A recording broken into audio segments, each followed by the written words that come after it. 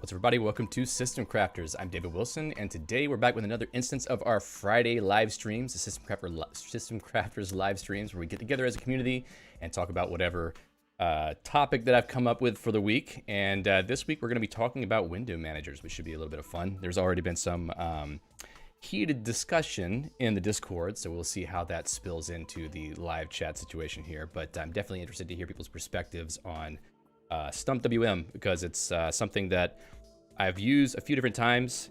Wow, what just happened to stream chat? I've used a few different times, and I have my own opinions about it, so we'll see about that in a moment.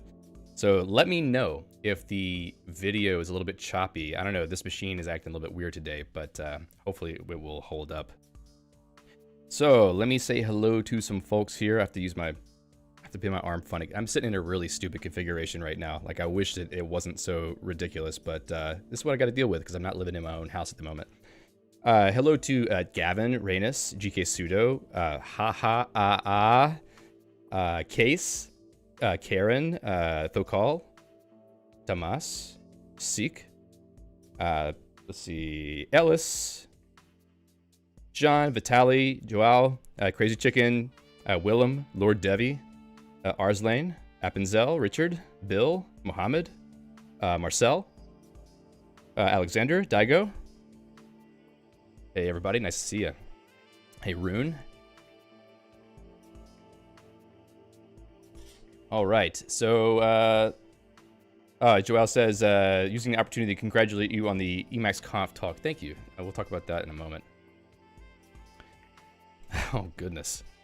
Someone's commenting on my eyes again. Great. But I'm glad that I'm glad that you're watching the videos. I guess I don't know. We haven't really mentioned whether you've been successful with learning Emacs at this point. Hi Gerhard, Lova, hey Elias. Sorry for the wrong pronunciation there. My tongue is not operating because I'm having to drink coffee with a straw here. Not out of you know, some inability to drink coffee, but it's a cold coffee. Hi, Alexander. Thank you. Oh my, says Case. Yeah, let's keep it calm and civil here. So let's talk about updates. So I don't know if you were paying attention last weekend, but I was telling you basically every single week for a month that Emacs Conf was last weekend, and it was great. It was a really awesome event. Great organization by the people who put it together. Amin Bandali, Leah Vivier, and Sasha Chua, among others. I think Corwin was another person who put it together. I don't have all the names of all the people there, but they did a really great job. I really enjoyed being a part of it. And there was a lot of really awesome talks. So if you haven't seen the talks from Emacs Conf 2021, I didn't actually pull the link to the presentations here, but let me see if I can pull that up really quickly. We're gonna see how well this works, because I'm actually in StumpWM right now, but let's see what happens. All right, cool. So Emacs Conf, come on now, Emacs Conf 2021 YouTube. So if you go to the YouTube channel for Emacs Conf 2021, you can actually see a lot of the talks, including the actual full live streams from both days. So if you want to check those out, you can definitely get the recordings of all the talks. And as well as that, you can go to the Emacs Conf 2021 website, where they also have recordings that are not on YouTube. So if you don't want to watch them on YouTube, you can go to just the website. And I think that all the talks are on each of the speaker pages. So if you go to the schedule and then go to, let's say, Case's talk, The True Frownies, there's a video here that you can just watch directly. So that's another option there in case you want to take a look at that.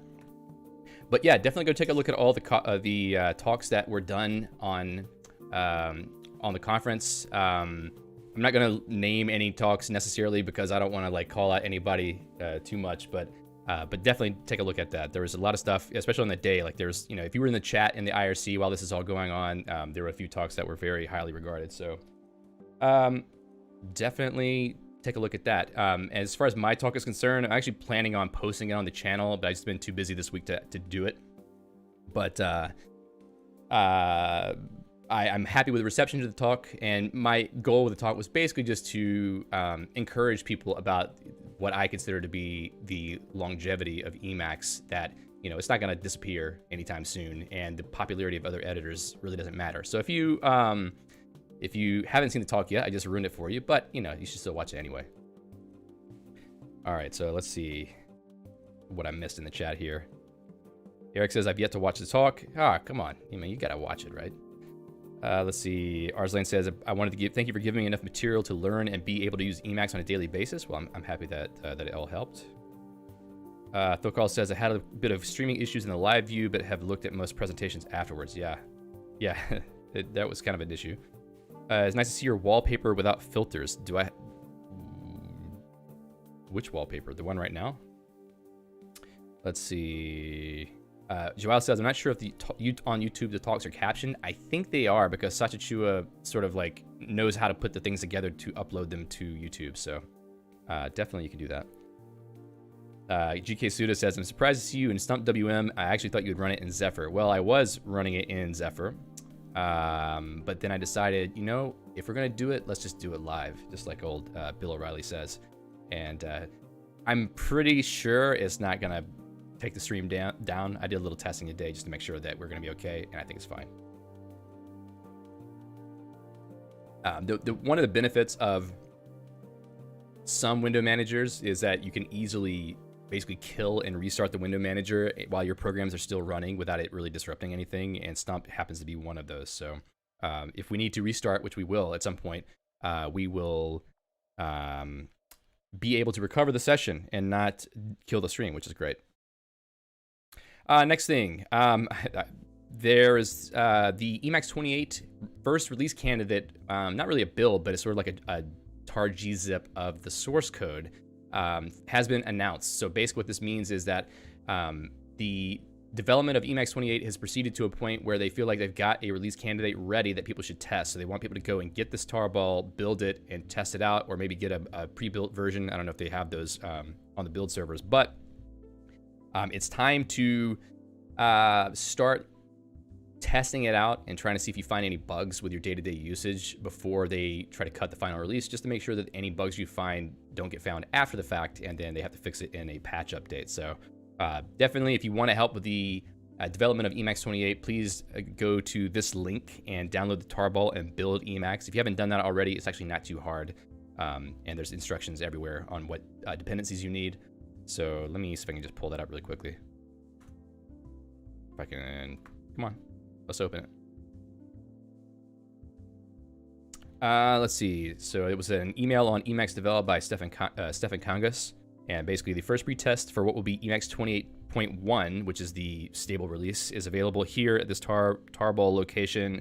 I'm pretty sure that's a source tarball, right? Like maybe it's a binary, but I can't imagine it's a binary. But anyway, please give it as much testing as you can. If you encounter problems, you can use the metax report Emacs bug command. So you can report bugs directly from Emacs, which is kind of cool. And yeah, so definitely give that a shot and let people know if you have any trouble, because you know, this is all part of our duty as Emacs users to make sure that the next release is super top quality. And also today is a very experimental stream, because I'm also, not only am I using StumpWM right now on the stream, I'm also using Pipewire for the first time. So I went through and converted my Geeks Home config from using Pulse Audio to using Pipewire, and everything seems to be working fine. It's recording audio, no problem, through OBS, and all the apps I was using before seem to be working with no issues. So it only required installing 3 programs. It was Pipewire, Pipewire-Pulse Audio, and Pipewire-Media-Session. And between those 3 programs running in the background, it's able to emulate a Pulse Audio server so that all existing applications work perfectly. So I'm excited to start using Pipewire, because I want to do some audio and video coding, and Pipewire is really good for that. So we're going to try that out at some point soon on my second channel, which I was talking about last week. Let me check the chat here really quickly. Ganamin says, Kalispera. Kalispera. Let's see. Bill says, I just watched your talk a little while ago. Thank you very much. HD says, greetings from Nepal. Hello. Gavin says, I didn't realize this was Stump until you mentioned it. Yeah, it looks basically like what I had before, which is sort of the point. Like the point of the stream. Well, I'll talk about that in a minute, but yeah, we'll see.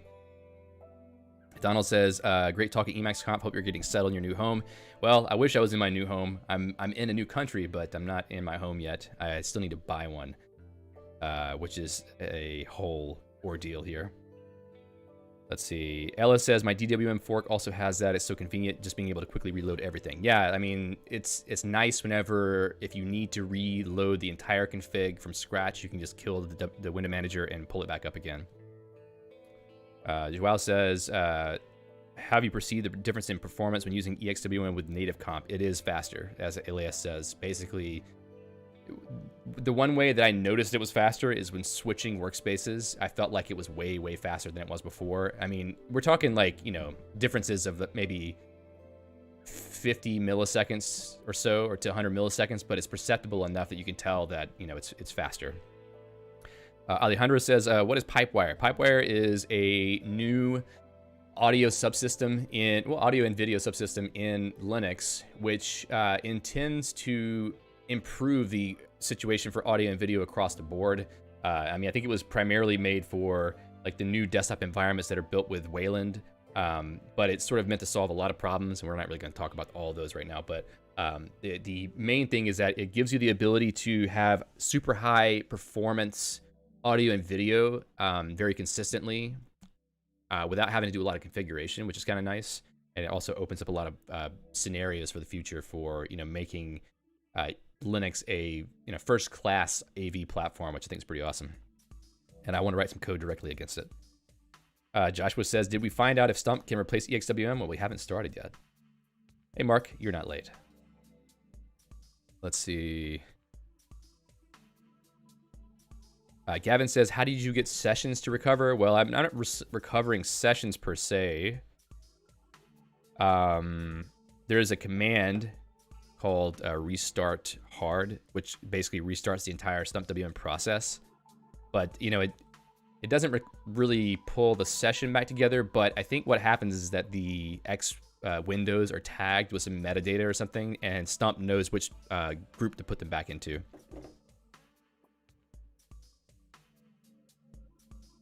And I don't know who said duty. Did I say duty? Joshua says, I've been using Pipewire for a few months now. It's great. Yeah, it is great. I'm really impressed with how smoothly it worked right out of the box.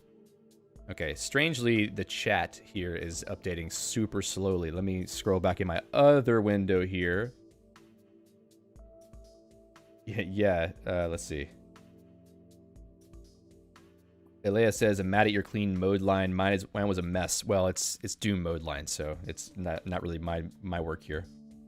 Seek says, what's your second channel? I need to find the link to it again. Let me see. Oh, I don't know if I even have it. Let's see.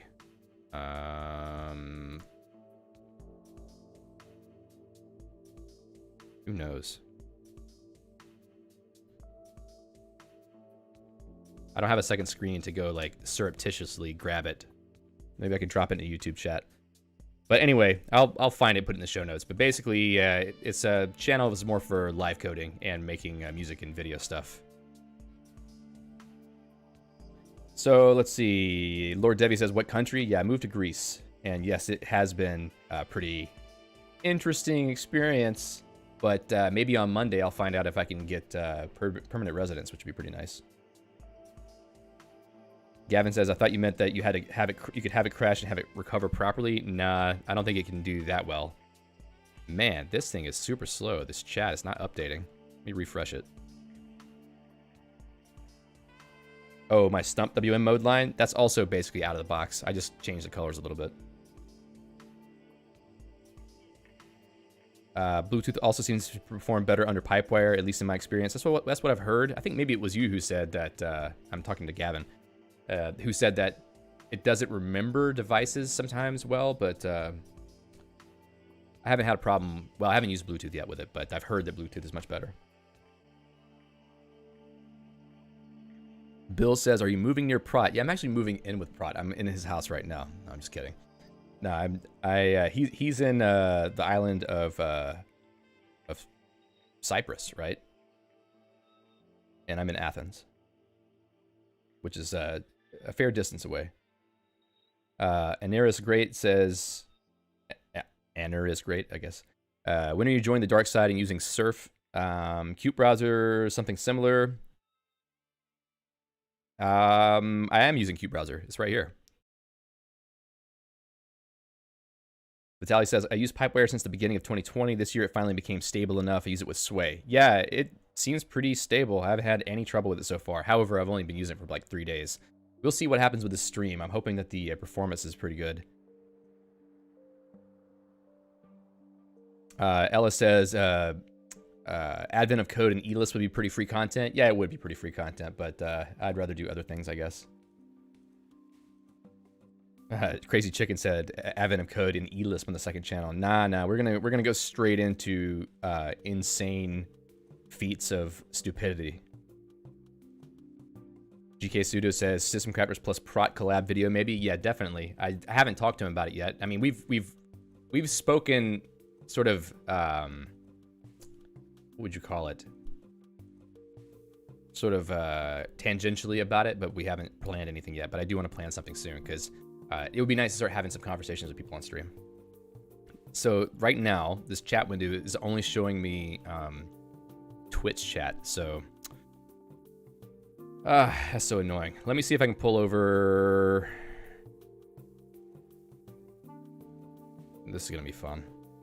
Actually, let's not do that. Is there a way to get the chat straight out? Let me try to get it from YouTube, youtube.com/systemcrafters. Helea says, are we gonna talk or chat or get this bad boy started? Let me run my stream, dude. I'm running the show here. I'm trying to get the chat visible so we can actually talk here. All right, now I'm gonna see my my face show here. All right, let's do that. Pop out chat, please. Where is it? All right, so this is not gonna play well for me, so there we go. Pop out chat. And then we're gonna drop it over here. So let's do a little bit of StumpWM magic. So, and then I can move that one down and then drag this over. 00 says, just chatting hot sub streamer soon. No thanks. No, not for me. Okay. Man, that's not enough space. See you, Thokal.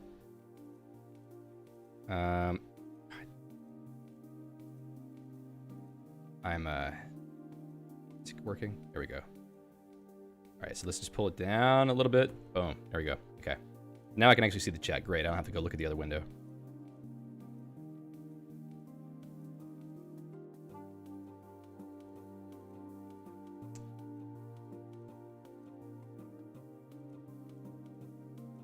Issues with Pipewire not remembering the defaults? Yeah, definitely. Sorry, let me just get caught up here. Community engagement is always nice. Well, that's the point of these streams. It's not for me to just talk to you the whole time. Even better, a debate between Prot or David versus staunch Vimmer. No, we're not going to debate that dude. I'm not debating anyone because I don't really care what someone else wants to do. If they want to do something else, that's totally fine. I got no interest in debating people. I'm in top chat mode. Thank you.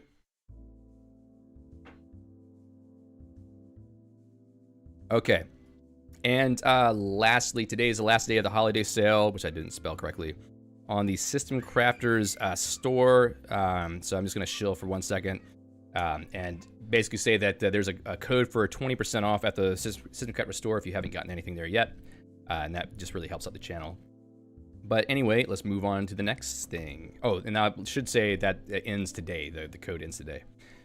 All right, so the topic for today is, can StumpWM replace Exwm? Another sort of clickbaity title or question-raising title, but we're not really here to talk about is StumpWM better than Exwm. We're actually trying to figure out if I can re-implement a lot of my same workflow that I have with Exwm in StumpWM. And the reason why I want to do that, well, there's two reasons. One is that streaming and making videos with Exwm is risky sometimes, because if anything happens that sort of locks up Emacs or causes Emacs to crash, the whole stream or recording goes down.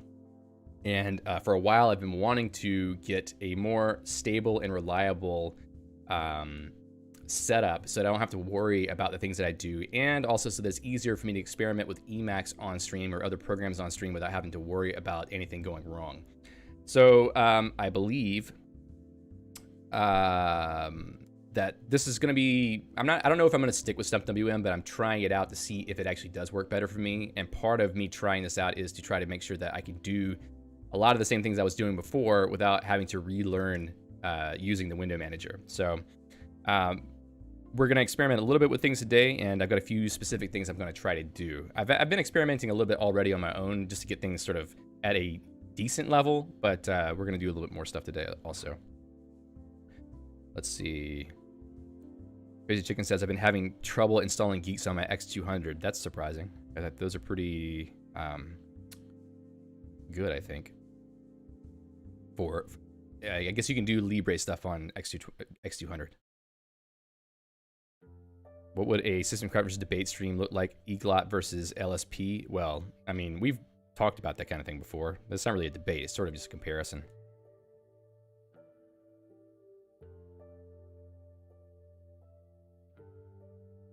Man. What did... Oh, we're talking about... I see. You're talking about the advent of code. Okay. Cuttlefish says, using which key to dispatch StumpWM commands would be awesome. Well, definitely you can do dispatching from Emacs, which I'll show you in a little bit. Using basically any type of thing. Case says, debate RMS about toe jam. Yeah, we're going to stay away from that one. All right, so I want to try to replicate some of my Exwm workflow, or try to find suitable replacements, or maybe even better replacements if I can find a better way to do things I was doing before. So let's say, first of all, single Emacs frame per workspace. So I really liked the way that I was working with Exwm, where each workspace was basically its own Emacs frame, which means that I can have perspective mode turned on, or persp mode turned on, and each frame has its own set of perspectives, which allows me to keep my buffers isolated from each other frame. Now, obviously, there's multiple ways to do that, but this is the way that I've been doing it so far. So I want to try to get back to that. And I think there's some ways to automate the creation of multiple frames on different workspaces to get set up in an environment like this, but still have all the other benefits. Leia says, StumpWM has which key though? Yeah, it does have something like that. If you hit your prefix key and then question mark, then you get this nice little pop-up here. In a second forever to load up. Okay, so there it is. So basically you can see all the commands that are available to you in Stump. And I'll explain a little bit about what I understand about Stump in a moment, or as we go, I suppose. But also you should check out, excuse me, I'm having trouble talking. You should check out Gavin Freeborn's video on StumpWM, because I think he posted one a few weeks ago, and he's got a pretty good run through of the various features. I've got a link to it here in the resources in case you wanted to check that out later. So I know probably less than Gavin does because I haven't played with it as much, but I have, done a little bit of experimentation today. Gavin says, thanks to Stump, I'm doing AOC in Common Lisp. That's cool. Eric says, I want to know how speedbar would work in StumpWM. Well, since you're not using Windows, sorry, Emacs is the window manager anymore, probably is going to work a little bit more reliably, I guess. All right. Also, launching programs with the app launcher package. So, let's see, app launcher. So I use app launcher to run desktop apps. So like Qt Browser, Firefox, Mahjong, OBS Studio, etc. I would like to continue doing that. I would like to be able to launch the app launcher menu from anywhere so that I can use it as an app launcher and not have to resort to using something like dmenu or Rofi. So one of the things I'm going to try to do is make it so that I can get the app launcher showing up on any workspace using a key binding. I actually do sort of have that set up, but it's not working, so we're going to try to hack on it a little bit, I think. Specific X programs appearing on specific workspaces. So that's one thing I also do in my Exwm config, and it's pretty common for people to do that in these kinds of hackable window managers where you have certain windows that automatically get moved to a specific workspace whenever they get launched. So I'm sure there's a hook that I can hook into here and do that. So I just need to take a look at it and see how to do that. Also managing browser windows. I'm not sure how much I'm going to spend time on that one, but one thing I was doing in Exwm is letting Emacs be my tab switcher for Qt Browser. I have Qt Browser set up in a mode where all tabs are separate windows, and then I was able to use Vertigo or whatever completion system to fuzzy match against tab titles, basically, which is pretty nice, but I don't think I'm going to be able to have the same functionality here, unfortunately, unless there's another way to get to that. GK Suda says, I really like Karthik's StumpWM config. I didn't know he had one.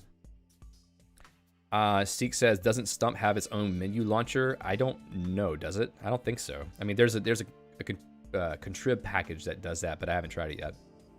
I would prefer to use Emacs though, because I don't think that none of the commands I've used so far is have good input. Like you can do basic tab completion for launching StumpWM commands, but everything else is just like terrible compared to Emacs. So I would rather use Emacs for any kind of interactive selection. Joao says the last part could be done by using Nixt. Yeah, it could be done using Nixt, and I am intending to use Nixt more with StumpWM, mainly because I don't have the problem of the sort of nested Emacs session anymore that I had with Exwm. So I will give that a shot at some point. I tried running it again, and let me just tell you, the number one problem I have right now with Nixt is that WebKit GTK is just terrible, and most websites just look wrong in WebKit GTK, so I just regret having to open it. I know that in the past, it has been possible to build Nixt with Qt Web Engine, or Qt Web Engine, but I think that is not working currently, and I have not been able to find a way to do it. I mean, there's instructions, but I would rather just have it be built in Geeks, and nobody's made a Geeks package for it as far as I could tell. Thanks, Elias. I'll take a look at that in a bit. All right, so let's see. There's a few other things I want to figure out. Interactive configuration hacking workflow. I've already sort of figured that out, but there's other things I could probably do that I haven't looked at yet. Understanding how floating frames work. I do know a bit more about this now after I wrote these notes, but we'll talk about that. There's probably some things there's a couple things I need to figure out still. Managing multiple Emacs frames smoothly. Don't think that's a big problem, actually. Controlling where new windows are displayed, group floating or tiled. I kind of know some things about that now too. Communication automation between Emacs and StumpWM. That one, I think I forgot to install one of the packages I might need for that, but maybe it's here. Using Emacs like a Rofi-like launcher, yeah, I'm sort of repeating myself a little bit. And then mode line customization. I haven't done anything with that yet, but I've looked into it and it seems pretty easy. GK Sudo says Qt Web Engine takes so long for me to compile. Yeah, that's because it's compiling Chromium, basically. So yeah, it takes way too long.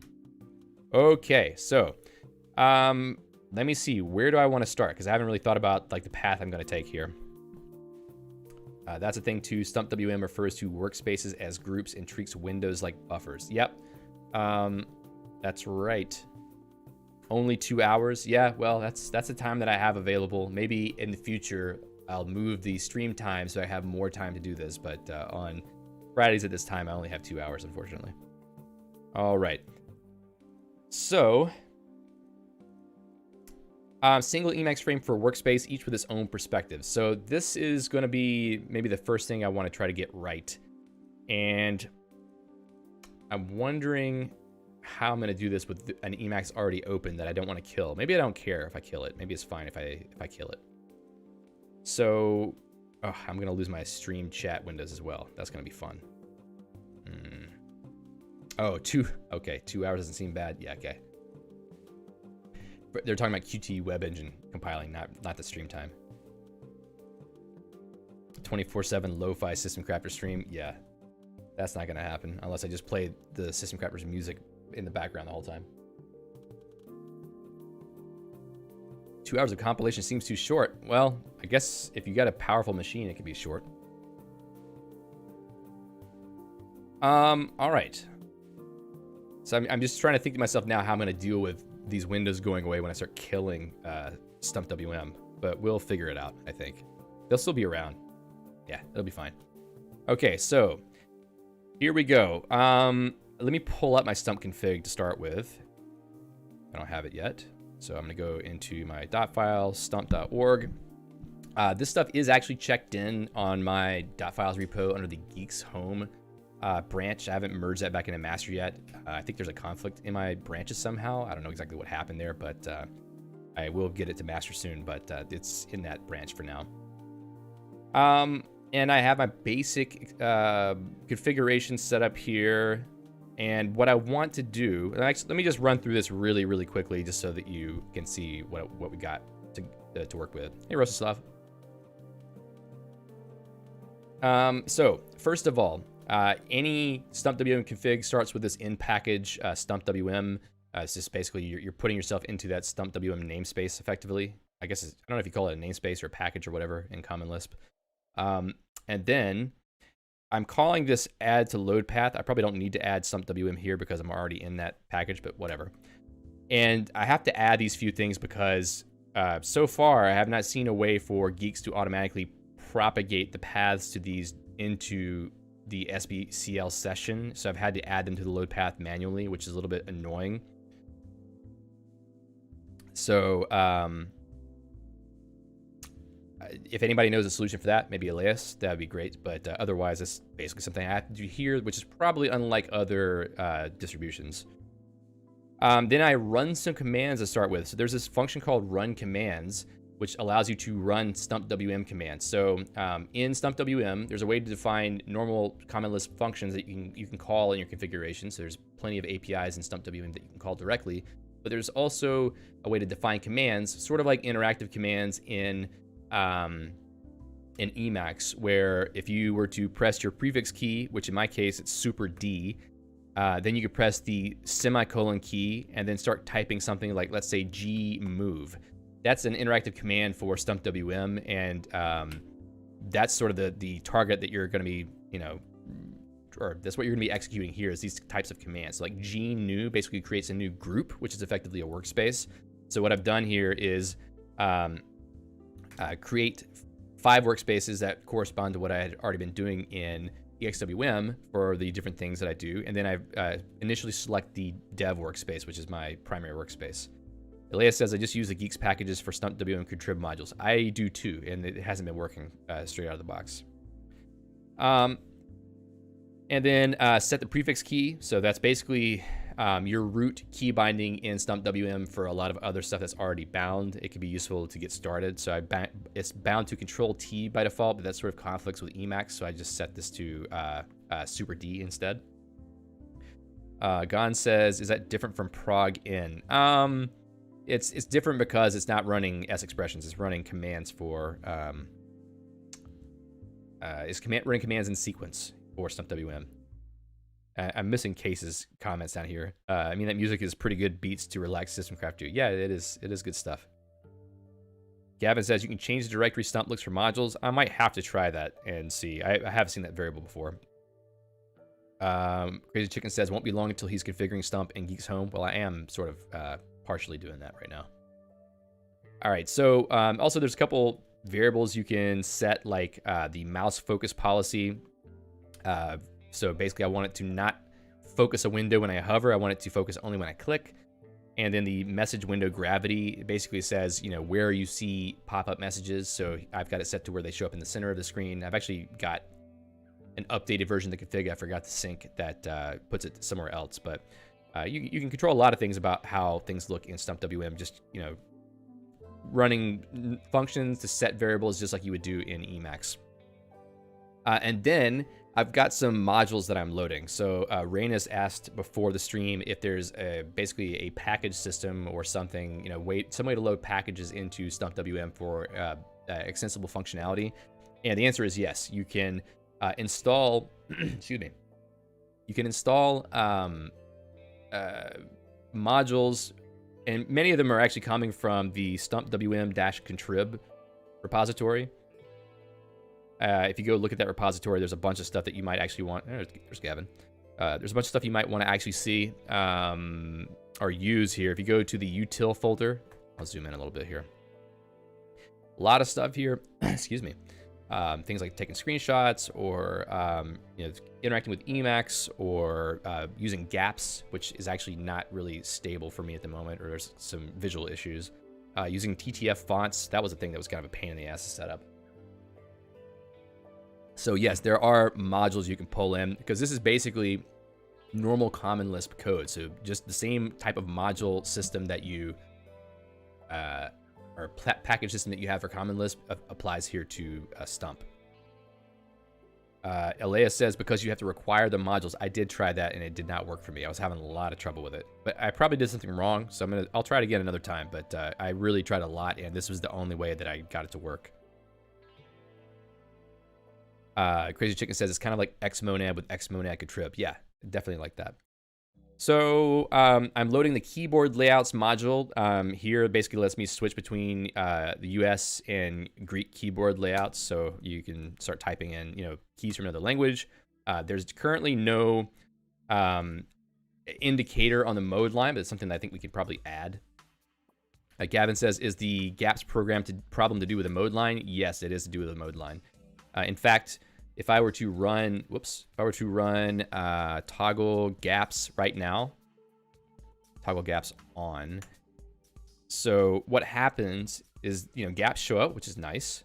But the bottom of certain windows gets truncated. Like here, you can see that my Emacs window at the very bottom is kind of half cut off. And the same thing happens to like Qt browser here. Like the status area does not show very well. So there's a bug in the gaps module that's not taking into account the height of the mode line correctly, and I just haven't had time to try to go like see if I could fix it. So I've turned gaps off for now because of that, but I would like to have gaps because it looked nice.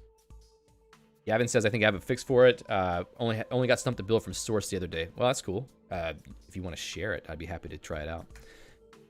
All right, so next thing, run shell command. I'm basically, so this is a way that you can run normal programs sort of in the background. So I'm running xmodmap so I can get my caps lock key binding set up right.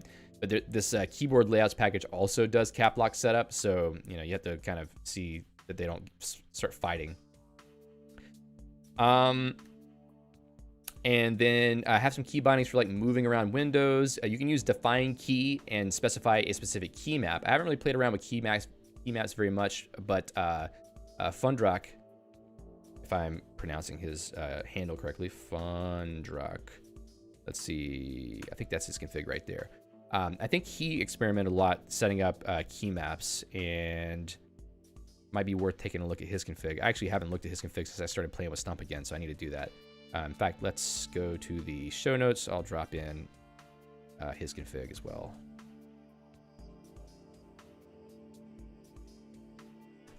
All right. So,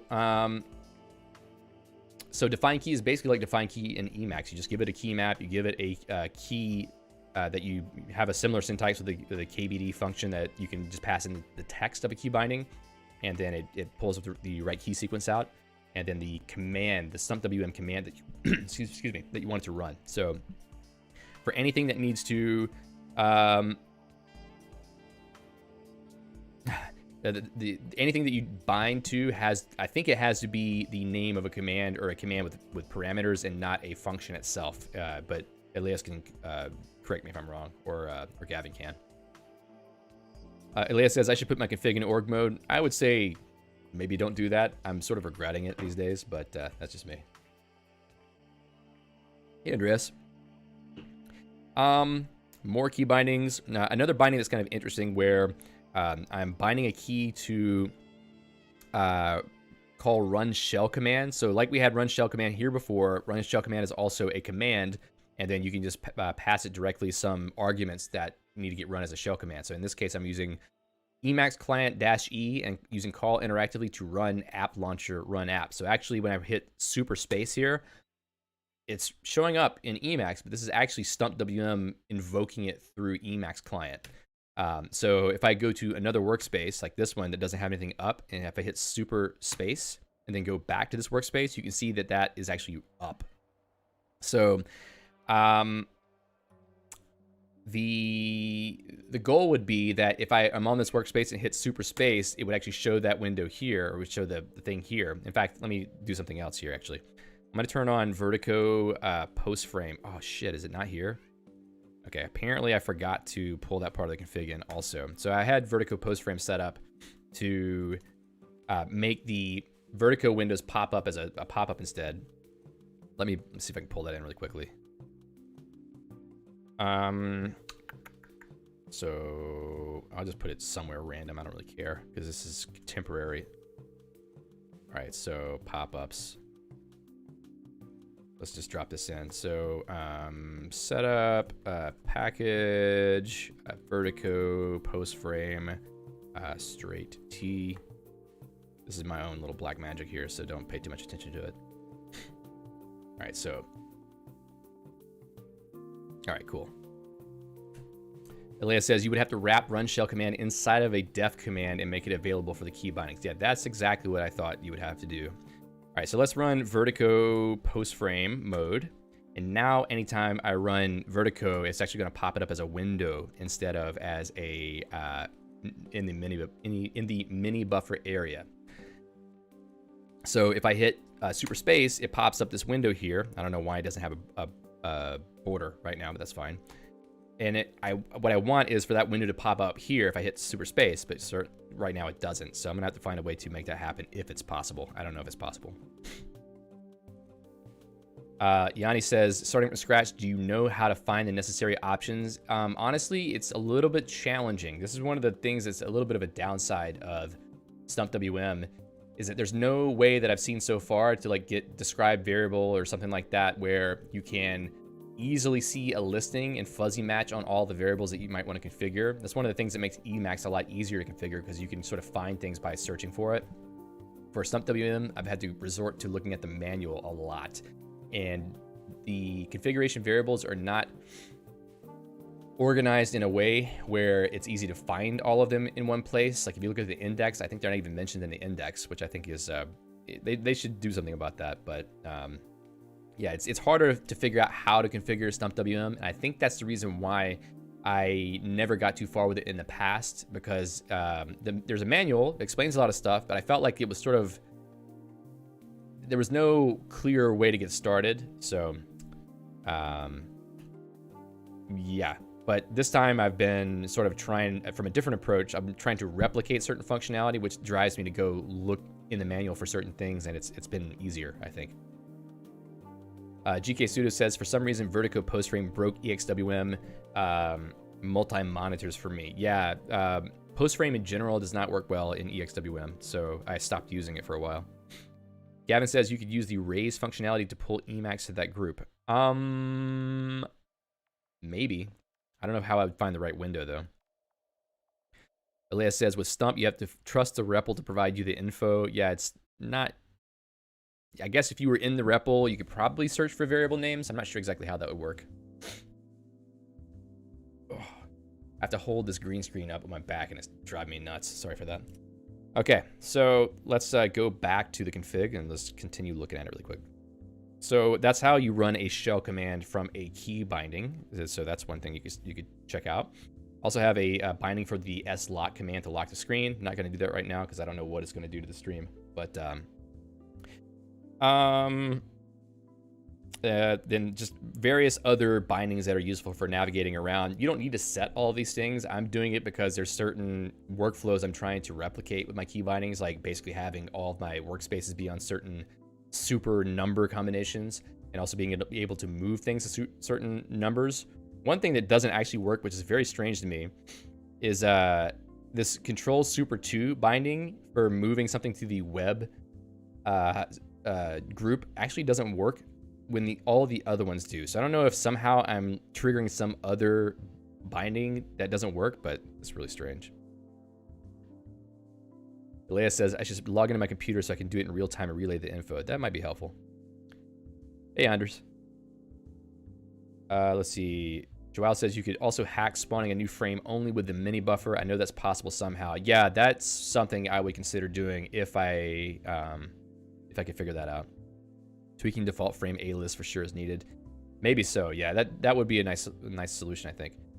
So Elias says, are you using Slime or Sly while you configure StumpWM? Neither, but I'm going to try to get Sly set up. I've got Slink set up with, or I've got it installed with StumpWM, so I'm going to try to see if I can get that set up. But so far, I've been using this command line tool called Stumpish. So it's basically a command line tool that can talk to the running StumpWM process and run commands. So for instance, I could just say Stumpish. Let me get my other screen back up.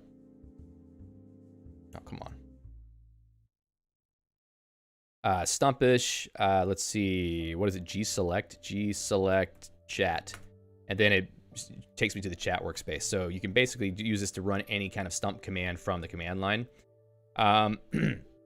So for invoking anything in Stump or doing interactive evaluation of config, I've actually been using a package. Let's see, require Stump WM mode. So if I turn that on, then excuse me, then I can, let's see, what's a good example? Run shell command. So if I use run shell command, GNOME Mahjong, then I can select this text and say StumpWM eval region, and then it will actually do the thing that I told it to do. So that gives me the ability to change configuration settings from Emacs without actually having a REPL setup. But it would be nice to have a REPL setup for the reasons that Elias is saying, you know, auto completion, auto doc lookup, etc. So ideally, I would do it that way. So we'll try to figure that out in a little bit. All right, so setting up gaps, like I said before, that's got problems. So I've got the toggle gaps on command commented out currently. Setting up TTF fonts. If you try to run StumpWM out of the box, it's going to be using the old bitmap fonts for X11, and they look really, really old. So if you try, you can set up the CLX TrueType package and get TrueType font rendering working. So that's how I can set up JetBrains Mono here as my general UI font. So it shows up in the mode line, also shows up in messages that pop up. I don't know, I just heard a sound. I don't know if somebody's opening the door here. Let's see. Mahjong stream. Yeah, maybe do that one day. StumpWM mode is good enough for general use. Yeah, that's what I found, is that it removes the need to do something more complicated to communicate with StumpWM. It's been kind of nice to have that package available just to really quickly evaluate things. More setting of colors, turning on the mode line, turning on the stump tray. System tray is not turned on by default. You have to use an external package from the contrib repo to turn on the system tray, but it does look pretty good whenever you get it set up. And then just running my initial applications, like running Feh for the background, Dunst, Network Manager Applet, SyncThing, Redshift, and then Emacs as a startup. No, it's not, Elias says. Well, okay, it's good. It's good enough because it works. That's all I got to say, you know? So that's basically what we got so far. If you're asking what Stump version I'm using, it's 20.11, I think. Let's see. I think there's a key binding for that. Is there a version? Or I can just run the version command. Let's see. Version. Okay, so it says, 1.0.1. That's not right. It's 20.11 for sure. All right, so let's go back to what I was talking about before. So now that I've kind of given you a little bit of a run through of what's in the config so far, now I'm going to tell you how I think I can approach getting my Emacs session set up correctly. And it's actually backwards from probably what you're thinking. So starting up a Stump session and putting multiple Emacs or an individual Emacs frame per workspace for, let's say, the chat workspace, which is my sort of zero workspace, the dev workspace. Honestly, it's really only those two. I don't need the other ones because typically I'm using just browsers on the web workspace, and then on, let's see, this is my communications workspace, which I sometimes have like Discord running. And then the last one is my my media workspace for OBS. So only two workspaces really need to have their own Emacs frame. So what we need to do is run Emacs, make sure that we pop up two frames, make sure that those frames end up at the right place. So if you were to do it only in StumpWM configuration, I would have to like come up with a way to identify which Emacs frame it is whenever they both launch by looking at like the title of the window or something, which seems a little bit unreliable. So I think what I need to do is go the opposite direction, where instead, when Emacs starts, I have some code in Emacs Lisp that will launch the second frame, but then run a command through Stumpish to tell StumpWM to move that new frame to the other workspace. So we can try that out really quickly to see whether it actually works or not. So let's see. GNU is not GNU. That's true. Ilea says, I can't imagine lisping without a REPL. Yeah. Well, it would be ideal, but I haven't got that set up yet. So let's go into my, let's say my desktop config. And let's see. Alejandro asked a good question. How does multi-monitor work in StumpWM? Is it like Exwm? No, unfortunately, it's not like Exwm in that in Exwm and in other window managers that I've used before, you can have workspaces on multiple monitors that are operated independently, where you can change which workspace they're on separately. StumpWM does not allow you to do that. If you change workspace or change group in StumpWM, it changes it on all screens at the same time, which is a little bit annoying if your workflow requires you to have one screen stay on a certain workspace, which I do whenever I'm streaming. I want to have OBS on one screen all the time, despite what I'm showing on my main screen. So that's a problem we've been talking about in Discord. At least Gavin and I have been talking about it, and it's a little bit annoying, but there's ways to deal with it. Like if you do the real old school way of having multiple heads in X, I think that basically requires you to have separate displays, which complicates how you launch applications and move applications between screens. So I don't really want to go through that headache. So my workflow with Stump would probably be just have only one screen and maybe have a separate computer that has something on the other screen. I don't know. See you, Bill. Thanks for coming. So yeah, the workspace situation is not perfect on multiple screens. That's for sure. Okay, so let me drop to, let's see, window management. So some of this stuff is only loaded up in, and heads are below groups. Yeah. In fact, let me go to my Emacs config. I don't want to get too complicated here. DW desktop. And here I have desktop environment. Let me just add some stuff here. So I want to do this. I'm trying to get the right sequence of events here. So whenever Emacs gets started up on the main workspace, I need to kick off another frame for the chat workspace, and then send it to the other group. So what I'll do is have an after init hook, I think. So define dw init StumpWM workspaces, and that does not need to be interactive. Multi-screen was a mess. I don't recommend it. Yeah. Anders, yeah, I think what you're saying is basically the case.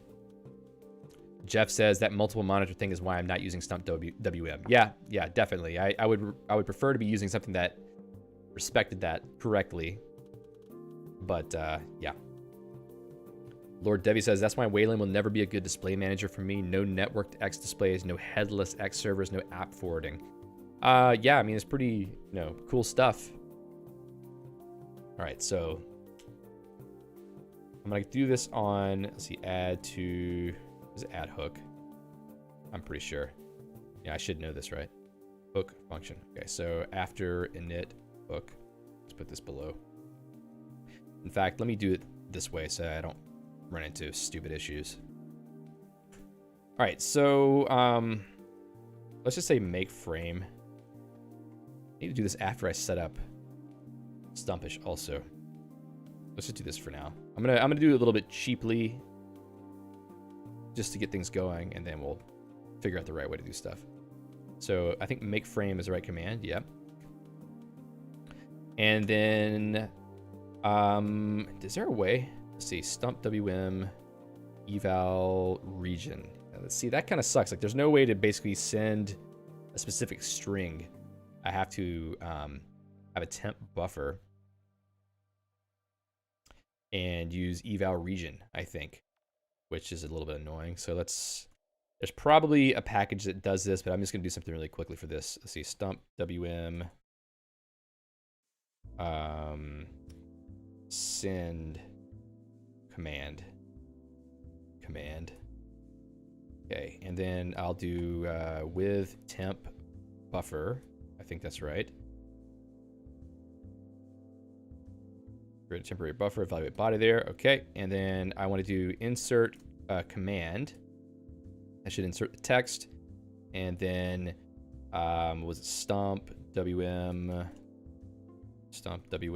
eval region eval region. Oh, is this actually evaling Lisp? It's actually real code.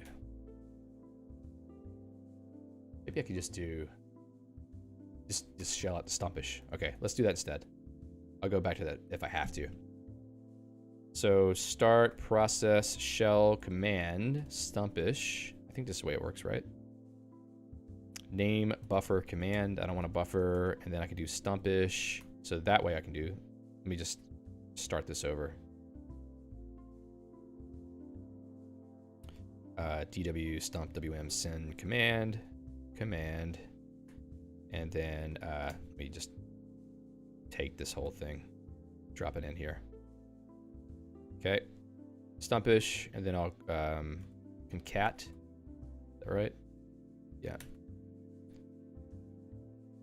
Put a space there. Command. All right, that should be enough. Eval that, and then let's try it. DW StumpWM send command. Then I'll give it G select chat. Boom. Okay, that works. Now I can do this. DW StumpWM send command. In fact, I probably want to do that first. Let's do G select chat. Then I'll drop this here. Then after the frame is created, I can say persp. Let's see, persp. Was it new? Yeah, persp new. Chat. All right, so this is what I'm going to try first.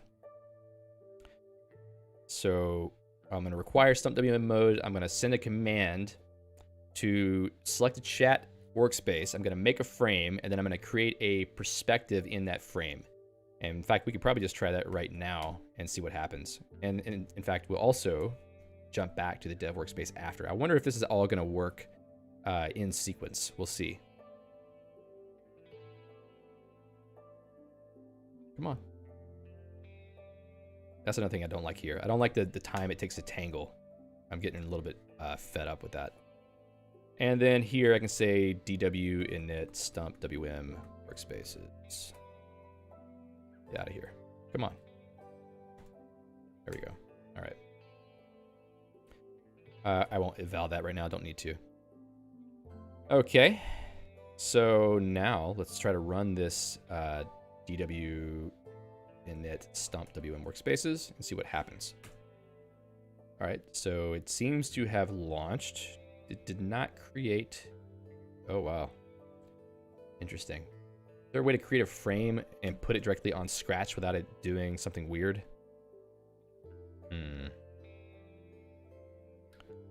Persp new. So it put it in this frame, which is very strange. I wonder if I need to put some sleeps, which is really stupid. I don't have to do that. But there's no way to be sure. I think that these commands are going to be executed asynchronously, so we don't know when.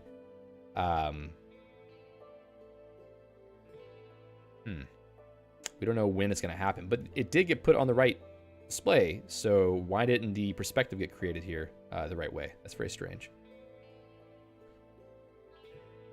So let me kill this frame now, and we'll try it again to see what it does. Okay. Never does it. All right, so let's check out. Let me know if anybody's having trouble with the stream buffering or anything. So I'm looking for. I'm also going to turn off this Vertigo post frame mode at the same time. Define frame preference. Well, the thing is, I can't really use that because how do you tell it to send one Emacs window to one workspace and one to the other? I'll take a look at it. Let's see if it actually tells me anything that's useful. So we'll go back to the StumpWM manual.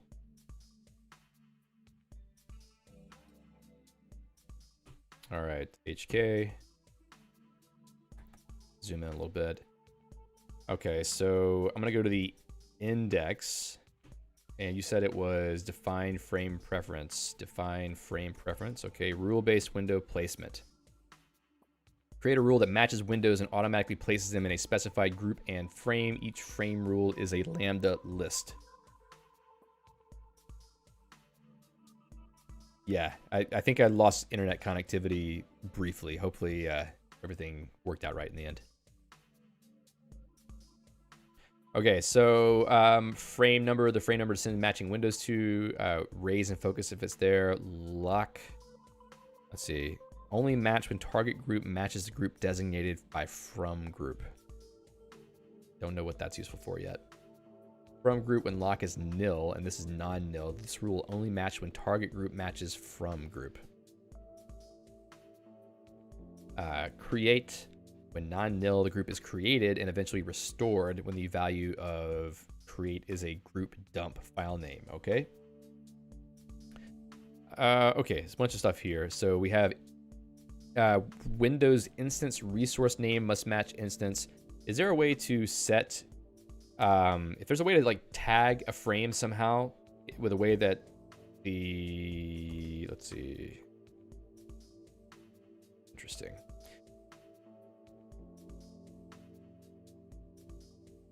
So make frame, optional parameters.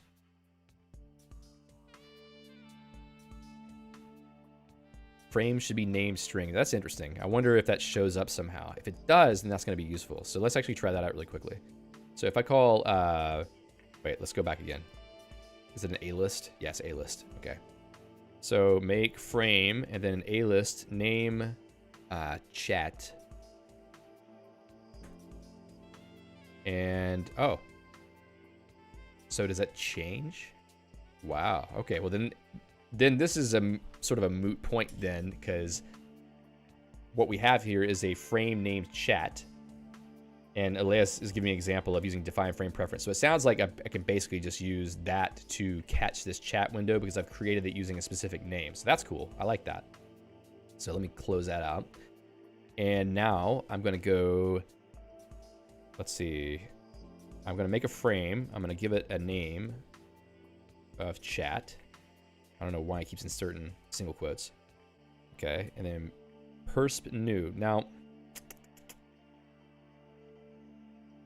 I wonder why it didn't work.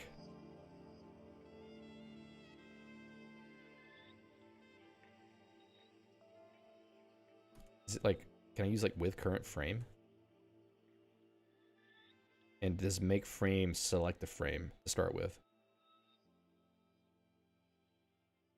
That may be the problem. Let's see. Windows system width height.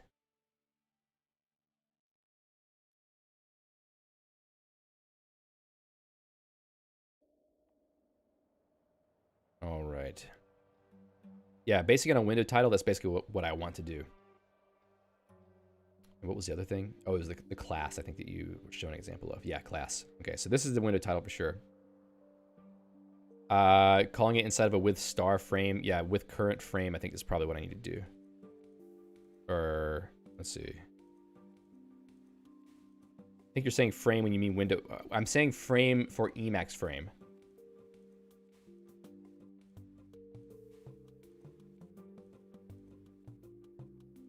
The Emacs frame, which is a window in the context of X, will have a specific title because make frame and Emacs created a window with that title, and then I'll be able to use that to target the window rules. Yes, on graphical displays, this function does not itself make the new frame the selected frame. However, the window system may select a new frame. So then how would I go about... Okay, so is there like a with frame, with selected frame? Okay, so it's not the selected frame. Can I select a frame? Select frame? Select frame, frame. Can I get the frame by name? If I can do that, then let's see. Frame by name. Name. Oh, I just saw that, right? Select frame by name. Select frame by name. Okay. So let's try that. All right. So make frame and then select frame by name chat. And then what's the point of using a perspective here? It's basically so that I can keep the buffers in that frame separate from everything else. Okay, so I'm gonna run this. Just bind it in a let. What, the word chat? Oh, make sure you can get the frame object back from make frame. Okay, yeah. That's actually the better way to do that. So let's just do this. Select frame.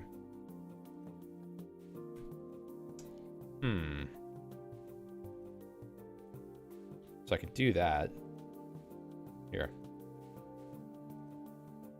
That worked, right?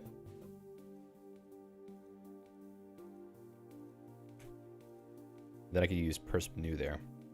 But the problem is I gotta select the other frame then again, and this frame does not have a name. But let's try it anyway and see what happens. Can I set a frame's name? Is it like frame parameters? Set frame parameter. Yeah. So maybe I could do that. So in the main frame, set frame parameter. And what's the syntax? Just a symbol for the key. Frame parameter value. Current frame name and value is main. Let's call it that. See what happens. Let's try that right now. Void function current frame. Selected frame. Is that what it is? Selected frame. Yeah. Oh, and I also forgot to close out that function call. That seems correct. Backtrace, wrong number of arguments. Whoops. Stupid mistakes. All right, here we go. You can tell I'm hungry. Okay, now main, there we go.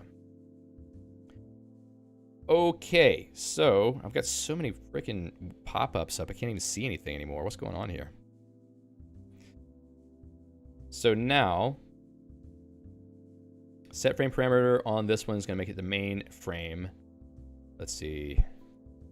Honestly, I don't really like the fact that it kept changing the window title to the buffer that I'm on anyway, so maybe this is not so bad. StumpWM send command, gselect chat, select frame, make frame chat, perp new chat, and then go back to dev. I wonder if it's automatically... Man, come on with the spam, dude. Enough of that. If I do select frame by name, main, I wonder if it's going to jump back to the window there. Okay, so now, let's try to run that again. What just happened? Okay, I have a chat window. I think the other one's still...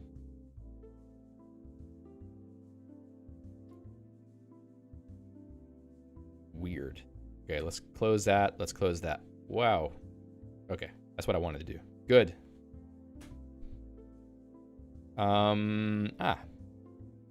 let me delete the chat workspace from this frame. So persp kill chat, because I don't want it to show up and confuse myself. Let's do this one more time.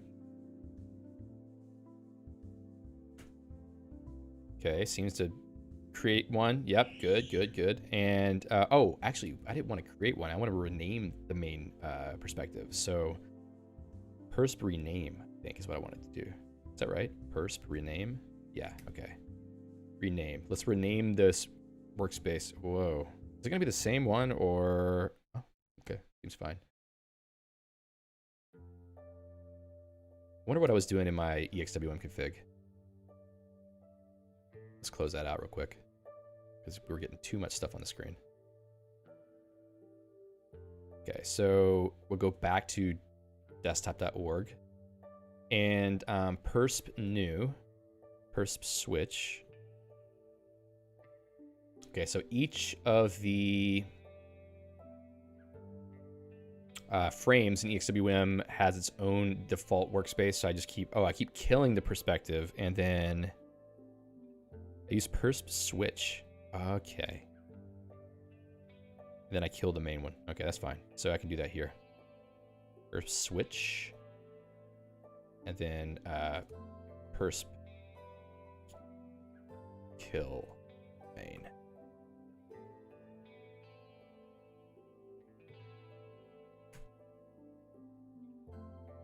Close that out. Okay, that did work. But it did not switch back to this frame, which is fine. Elea says, waiting for the next StumpWM release because it adds dynamic tiling. That's pretty cool. I would imagine you could add it yourself right now with hooks and stuff, but it'd be nice to have like built-in support for that. Okay, so that does seem to work. I think I do need to add this emacs.org. I need to add this back in to switch back to the dev group. So let me try this one more time. I'm glad we didn't actually have to kill everything to make this work. Okay, yeah, that's exactly what I wanted to do. Cool, so now I do have a separate chat workspace, and this is basically where I have all my telega.el buffers and my IRC buffers, so that I don't have all of those getting mixed in with all the other buffers that I have for projects, etc. Which is kind of a important thing for me to not get distracted by chat all day long if I keep randomly running over IRC buffers. Hey, Wind Up Boy. Yeah, you are definitely someone who's invested in this topic, I think.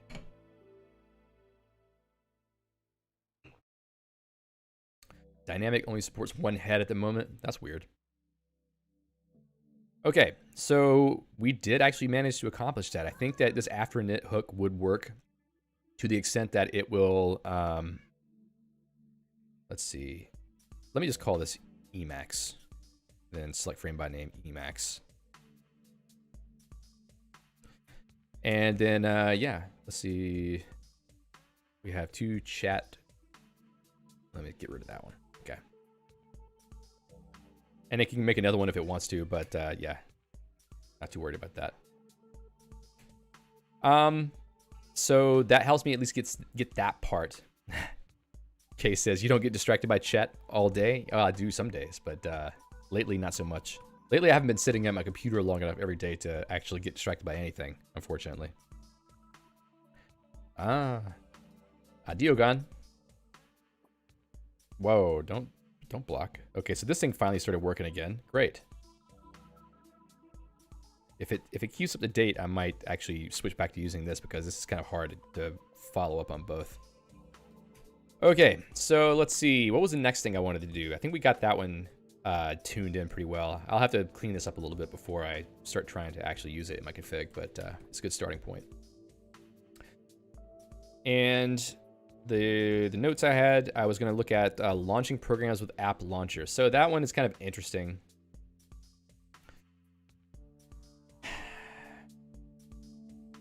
If we could launch a frame, maybe we could use the same tactic.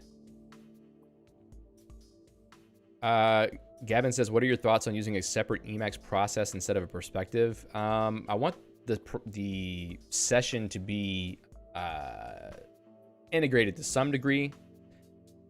So having separate processes is not really what I want to do. But yeah, I mean, that is one way you could do it. There's other ways to isolate buffers as well. Like if you use something like buffler.el that Alpha Papa wrote, you could do more dynamic buffer isolation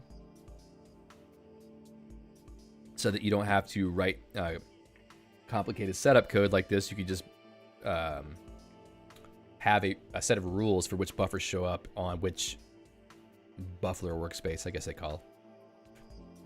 Elias says set up a REPL. Let's see. Let me see if I can figure out what I need to do for that. So the Geeks Cookbook, StumpWM. I think it has some tips on this. Let me check this out real quick.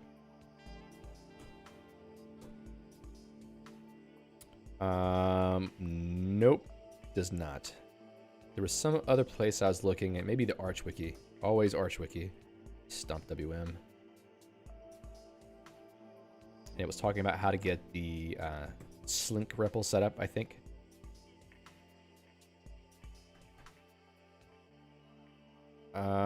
Slink. Doesn't find it. Where did I see this information?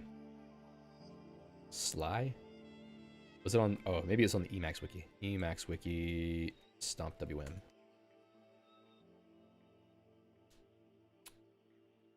Huh. Joao says, on the frame parameters to pass make frame, you can specify mini buffer only. That's very interesting. Come on with all the spam, people. Let's see. Report. I don't know, man. If it's, I hope this actually is spam. Is it possible to start, say, Telega an Emacs frame main perspective and send it to the chat frame? Yeah, you could do that. Making me want to use Qt Browser. Qt Browser is great. I like it. Just download Slink in your init, a quick load Slink in your init file. Yeah, there was some source that I had seen for this. I think it must be Emacs Wiki. So let me try this out real quick. Slink. There we go. So it says use quick load. I'm not sure. Maybe I can just require it. Well, let's find out. So let's go back to my Stump config. And at the end, start the REPL. Let's see. I think this is going to give me an error, but let's see. Eval region. Yeah. Doesn't like it. Let's go to the message buffer and see what it says. Gotta love these common Lisp stack traces. They are yelling at you nonstop. Package QL does not exist, so I need to pull in quick load or quick Lisp, I think. But let me. There's a Geeks package for Slink. Yeah, actually, I'm using the StumpWM plus Slink package already. If one thing I did not show is my Geeks home config for this. So I'm pulling in the StumpWM plus Slink package, which is supposed to have both of them in. Let me look at the Geeks package definition really quickly. StumpWM Slink. And it pulls in Stump, pulls in the Slink package. Has a few native inputs as well. So it should be available. Maybe if I just do a normal require, it could work. How about that? Let's do Stump eval region. Okay, that seems to have worked.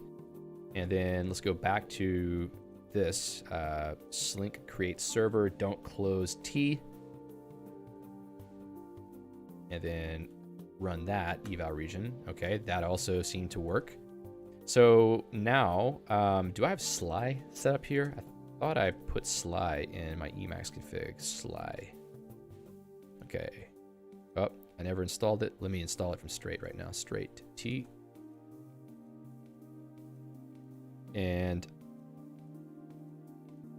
so if you don't know anything about Slink or Sly, I think they're basically forks of the old model of doing common list development in Emacs, where there's a package called Slime And I'm not sure exactly if it just uses a normal common Lisp REPL, but I think Slink gives some more integration with the editor. So we're about to find out whether this is going to help us out or not. Got this set up on a file match, but I should probably set up on a mode hook as well. Come on, how long does it take? Gavin says, I'm not a fan of how StumpWM or Common Lisp upcases everything. Yeah, that's a really old convention, I think. I don't know. I guess I understand it, but Sly is indeed a fork of slime, yeah. Alejandro says, I'm thinking to use these frames perspective hacks with BSPWM since it manages Workspace very similarly to Exwm. That would be cool, yeah. I mean, any other window manager you can do this kind of thing with, for sure. Joel says, is that setup macro setup.el? Yeah, it's setup.el, but I've made my own custom package. What do they call it? Macro, sub macro, basically, for installing packages. How is the stream going right now? Seems to be green on this side. No? All right. I think because I'm pulling this repo, I don't know why it's taking so long. This is insane.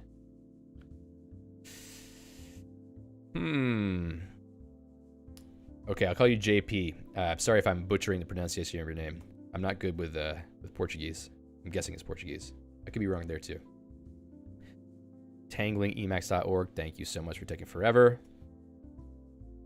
Should be able to do Sly Connect. Yeah, whenever it finally installs itself. Now, let's see.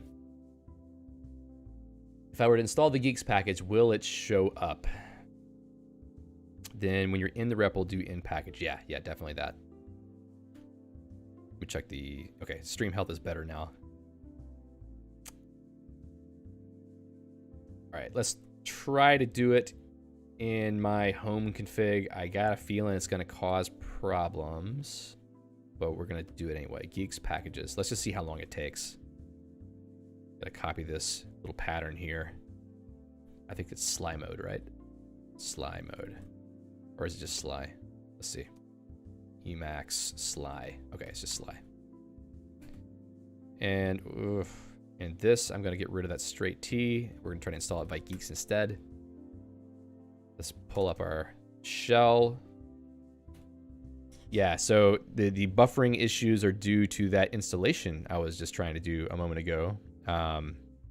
It ate all of my bandwidth, apparently. All right, so now I'm going to run update-home, which is my own little script for updating my home config.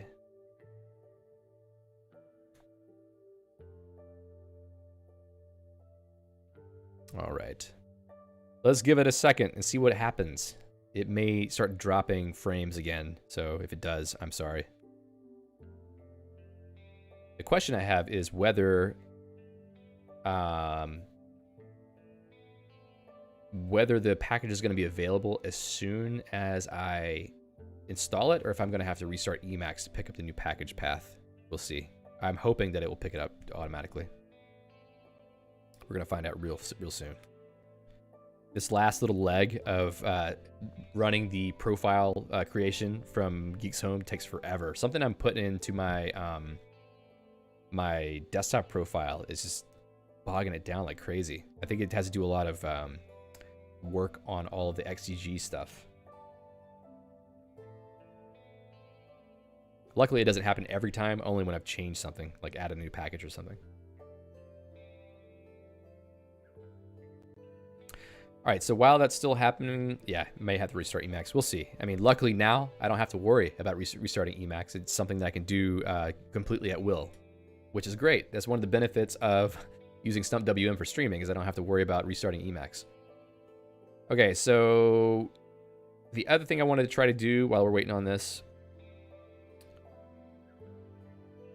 Okay, so we're going to try that. Programs appearing on specific workspaces. ZR0 said, if your goal is minimalism, you should. I feel you should still use Exwm.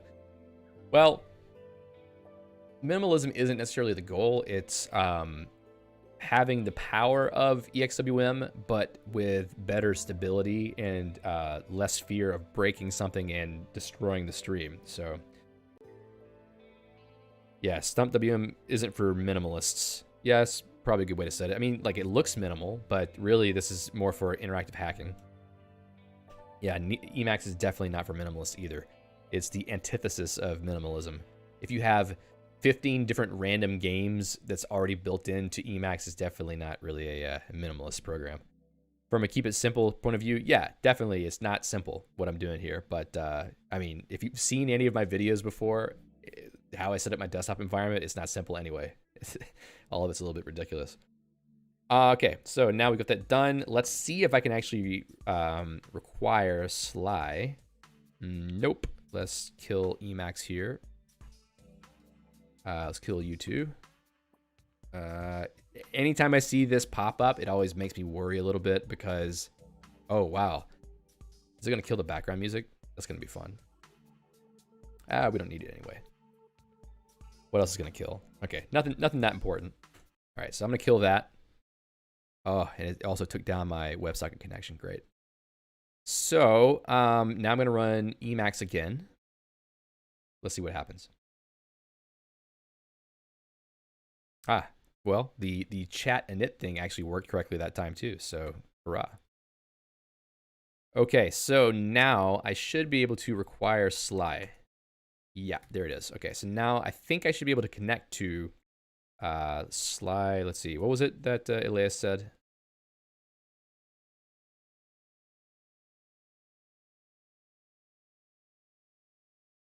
Yeah, Sly connect. Okay, connect, localhost, port, maybe that.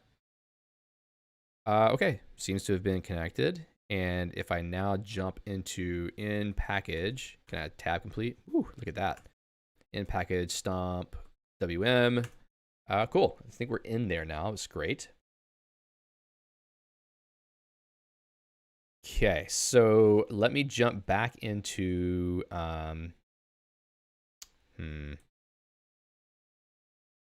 let's see. What's it? I need to load Livecrafter again. It always feels so weird to not have music behind what I'm doing here. Live, start music. It's going to be a little bit loud at first, probably. Livecrafter, fade music. 20, 23. Let's go with that. Okay. The sound went completely.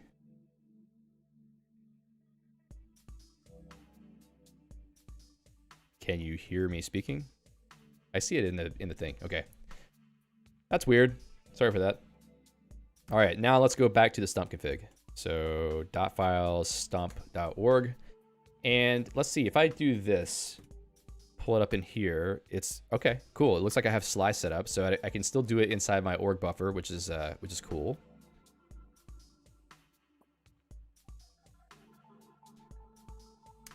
So let's see if I put my cursor over something. Okay, cool. I actually do get help for these things now. Case says, are you going to share the Livecrafter thing? I need to. I just haven't done it yet because it's a little bit too special purpose for what I do. So you can see now I put my cursor on run commands and I actually get the help string for that, which is great. Also for StumpWM load at the load path, we also we see the signature down here as well, so that's pretty useful. Mouse focus policy. I'm not getting any doc string on that though. I'm not sure what's necessary to do that. Sound was gone for a while. It may have been gone for more people. I don't know if it's the background music, if you said it was gone, or like you couldn't hear me speaking at all. Because I did kill the background music by accident. Okay, so yeah, well, I wrote Livecrafter because there was a lot of things I was doing by hand every time I had to set up a video or a stream, and I was like, I'm not going to do that anymore. So I wrote some code in Emacs Lisp to automate the setup of everything. It's pretty nice. Okay, cool. Yeah, this is the background music maybe that went out. All right, so let's see, what other benefits do we get from having a REPL here? So Sly, eval, defun, okay, eval region. So what if I go to, Let's see. Gene says, why would you use StumpWM over Exwm? Mainly just for the sake of stability for streaming. Run shell command gnome mahjong. And I can let's see if I use I think the key binding's already set up. It is Control X. Yeah, okay, that worked. Great. Control C to get the docs. Let's see, Control C. There should be you can do Control H. Come on, embark's not loaded. All right, so let's do that again. Control C, Control H. What? Come on, dude. Describe bindings under Control C, Control C. Slice stickers. That sounds interesting. GK Sudo says, I found it more convenient to have mouse focus policy set to sloppy. What does that do? Compile defun. Undefined function. Okay, cool. List callers, list callees. That's cool. Who calls, who binds. Whoa. Whoa. What just happened? Okay. Actually, let's do this. Act. Come on, man. My embark pop-ups are not doing anything right now. That's kind of weird. Help. Documentation lookup. Control C, Control D, Control H. How about that? Control C, Control D, Control H. Lookup common Lisp hyperspec? No, that's not what we're looking for. Control C will send the form to the REPL and run it. Yeah, I don't. Oh, well, okay. Let's do this. Control C. Cool. Okay, that's helpful. That makes it easier a little bit. What I want is documentation for a given symbol. So like one of these. Here, can I do this? Can you give me completion? Completion at point. Okay. So we do get some completion of symbol names. No auto doc information. Control C, Control D, Control D. Okay, I'll give that a shot in a second. I don't know what these percentages are at the end. I'm using Corfu here for the completion UI, so it's not as nice as company mode would be. Sloppy sets it to kind of like focus follows mouse. Yeah, I'm not sure if I like focus follows mouse, but it can be useful sometimes. All right, so we see a lot of stuff here. What about Stump? Whoopsie. All right, let's completion at point, Stump. There's a lot of stuff here. In fact, I could probably, come on. Anyway, let's do this. Control C, Control D, Control D. Okay, cool. We do have some documentation.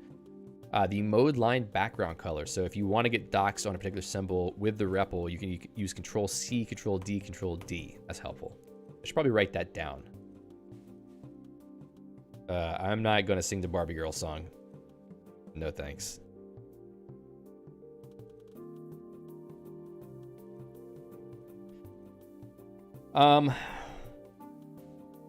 Okay, so I don't think of what I was about to do. I got distracted by the Barbie Girl comment. Percentages are how likely the candidate matches your prefix. Okay. Well then, sort it, I guess. So if I do, let's say StumpWM : or how about this? Set F or set Q, whichever. Come on now. Why is Lispy not working right here? That doesn't make any sense. Is Lispy on? Which one am I using? Is it Lispyville mode? Enabled? Okay, why was it not enabled? That's weird. All right, so StumpWM. Let's do a completion at point. Is a Control C tab. That's not the only thing here. I mean, come on. Star. Gavin says sloppy can cause a few bugs in my experience. That's not encouraging. Okay, so let's do Control-C tab again. No matches. What about just Stump? Control-C tab. Yeah, that doesn't seem like what I'm looking for. Anyway, it's interesting to have that capability, though. I think that in most cases, I probably wouldn't bother trying to run the full REPL just for, you know, tweaking a little bit of stuff in my configuration. The StumpWM mode seems to do a pretty good job of helping me with that. So it's nice to have the REPL as well. Oh, now I remember what I was going to do. I was going to go to my notes and add that information. Notes, streams, deck 3. There we go. Okay, so in this case,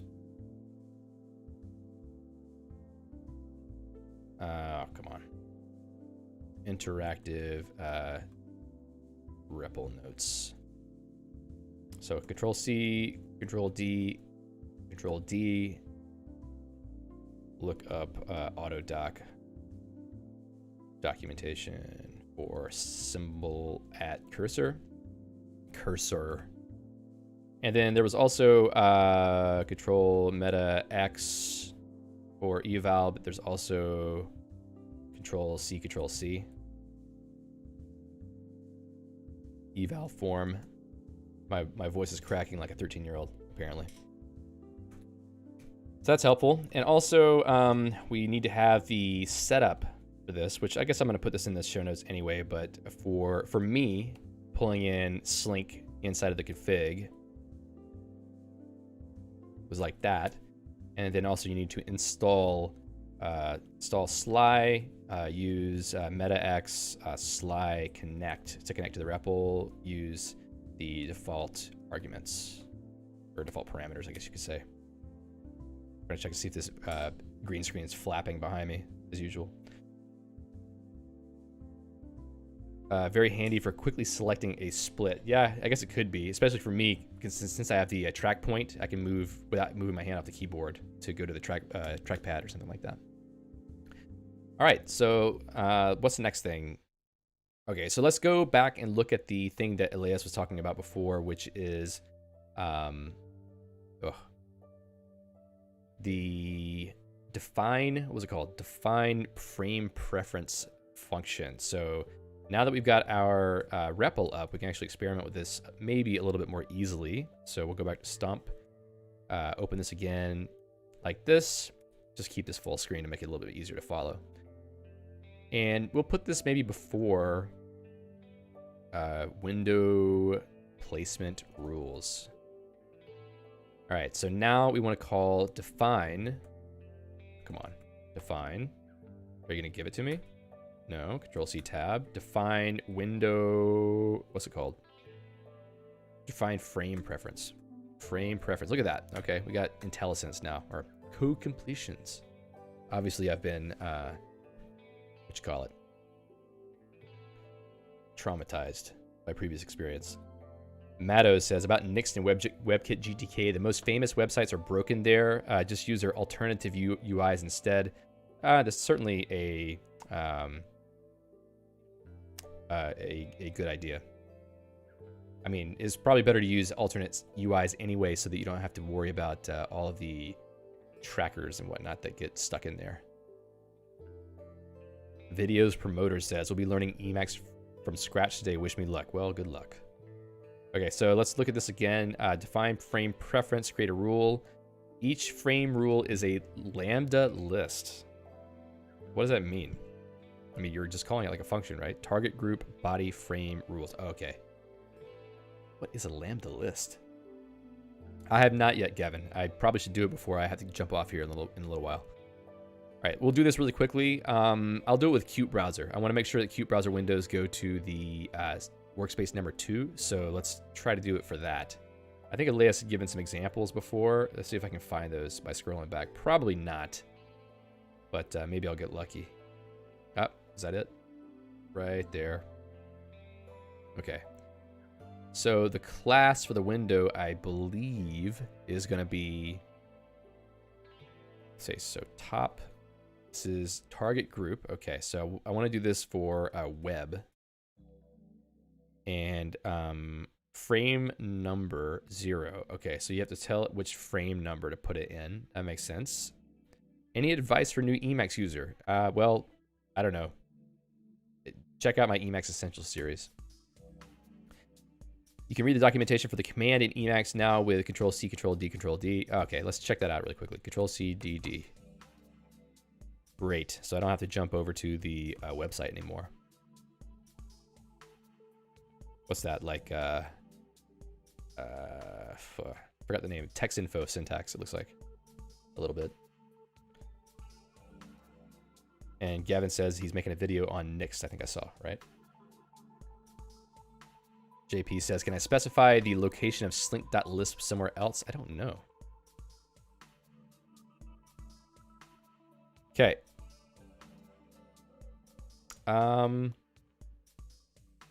So let's pull that back again. So the next one is raise. Do I want it to raise? Pavel says, I'll see the last 15 minutes of blasphemy. Well, you're using i3, so what's blasphemous about it? Lock T. Do I want it to lock? I don't really know what that means in this case. From group, create, restore. Okay, these are all keyword parameters. And I think I wanted to use the class for this. So I'm gonna use class of Qt browser. I'm pretty sure. Browser. Okay, so I'm going to use, well, okay, let's do this the right way because I don't want to get yelled at. I'm gonna use Control-C, Control-C. Compiled and loaded. iLemming says, David, have you used Exwm edit with Exwm? I don't think I used that package, but I tried to use the server commands to edit files, and I never really got it to work correctly, so I probably should use the package for it. All right, so I got that rule set up. Let's try to run Qt browser right now. Okay, so I think it did pop up on the other screen. Yeah, so it's there. I probably want to raise it. Let's put T there. Okay, so Qt browser. Okay, so basically it's going to pop me over there. I probably want that to happen, so let's leave it like that. Well, that's pretty easy. Let's do the same thing for Firefox. OTT class Firefox. Maybe it's capital. I'm not sure. I need to check out my, let's see, desktop config, because I do have some rules for that already. So, Teams. No, is that not it? Discord. Where is it? It's in here.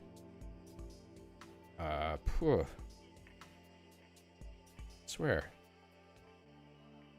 Exwm dash update title hook. Okay, so Vimb Qt browser. There we go. Did I never set one up for Firefox? That seems unlikely. Okay. And I also want to make MPV windows floating, so that's going to be interesting. I'll try that really quickly. And that will be a good segue into dealing with floating windows. So that's probably the last thing we'll work on. Okay, so Spotify, yeah, let's do that too. Let's put Spotify on the last, let's see, media. And then we'll put Spotify here. Also, I could drop OBS over there. Why is it not pulling in Lispyville when I set this up? I wonder, is there a variable to get the window class for a given window?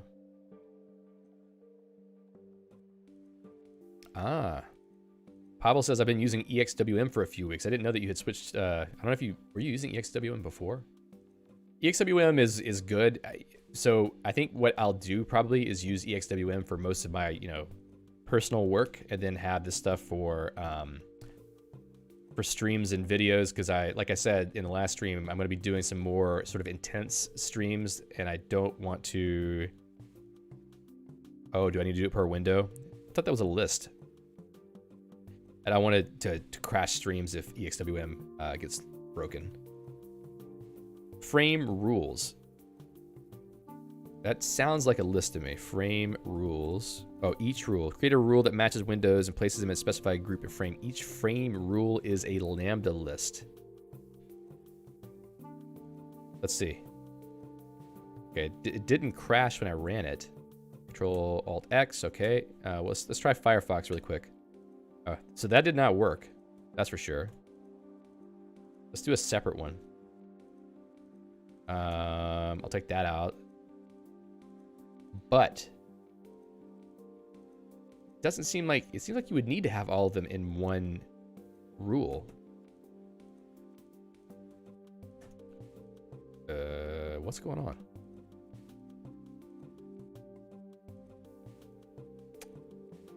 Yeah, something's weird is happening.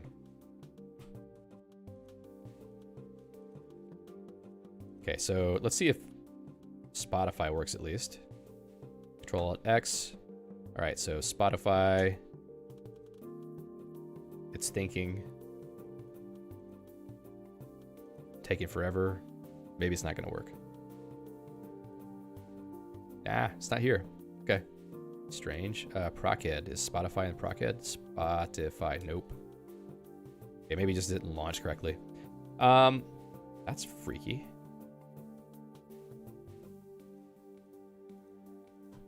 So, Qt browser still does the right thing, but Firefox does not, as far as I can tell. Oh, is it lowercase Firefox? Is that why? Ugh. Let's try that. Okay, and then I'll run Firefox again. Nope. Oh, it's nightly. I can tell by the title. Okay. Because I'm using the nightly builds of Firefox, apparently they changed the window class name. That's really lame, but I guess it makes sense. Okay, Control Alt X, Firefox, boom. Okay, so it works correctly in that case. Yeah. So did we get an answer to that question? How do you figure out the window class in Stump easily? Is there like a command for that? Class window? No. Yeah. Okay, so that worked. What else am I trying to look for? Come on now, enough of those. So Spotify may also be, well, Spotify never launched. That was the problem there. Spotify, are you gonna launch? Actually, I haven't updated that on this machine in a while. Probably won't launch, so yeah. Never mind that. So it seems that for every group, you're defining a frame preference list. And I might be able to set a rule for that chat frame for Emacs so that I can set it on the right workspace and not have to do the dancing around that I was doing before. So define frame preference chat. I don't want it to jump to that frame, so I'm going to set it to nil. Current frame, is that what it is in, let's see. Let's not do that. So, class, I don't want class, I want title. And for this, I want chat. So if and I need to set this to nil, I think. So let's do that. And then I'll go back to my Emacs config really quickly and find my StumpWM stuff I was doing. And I will, I'm just gonna launch make frame here and see if it does it. Placing window chat and group chat. And there it is. Okay. Awesome. So that helped with that issue entirely. So I don't even need to do this anymore. Whoops. Yeah, I don't need to do the G select anymore. And I don't have to do this anymore either, because what I can do, since I've, yeah. I wonder what the precedence is, excuse me, for these rules. No, let's go to the org, excuse me, org source here. So for define frame preference, so let's just copy it. I'll say dev, and then title, well, class. We're gonna go with class Emacs. I'm guessing the window class is Emacs. See you, Elias. Thanks a lot for the help. All right. So that basically gives me rules for all of the important groups that I have, which is useful. Let me actually do MPV also. So this is not a frame preference per se. Matches windows and automatically places them in a specified group and name. Now, is there a way to do floating preferences? Float. Unfloat this. Transforms a float window into a tile window. Maybe I can do that. Maybe I can do this. So 0 TT class MPV. And then it was float this, right? Float this. Oh, no, that's a command. Let's go back to the docs of this. Float? No. Dump name, class, instance, type, not, blah, blah, blah. Doesn't seem to give me a way to automatically float something. There must be, though.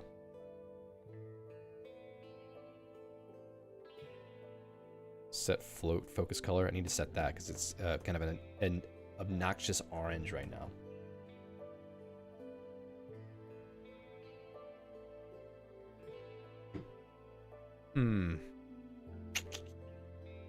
Oh, if you define a float group, you should be able to send windows to it. Cool, that's useful. Okay, so float group.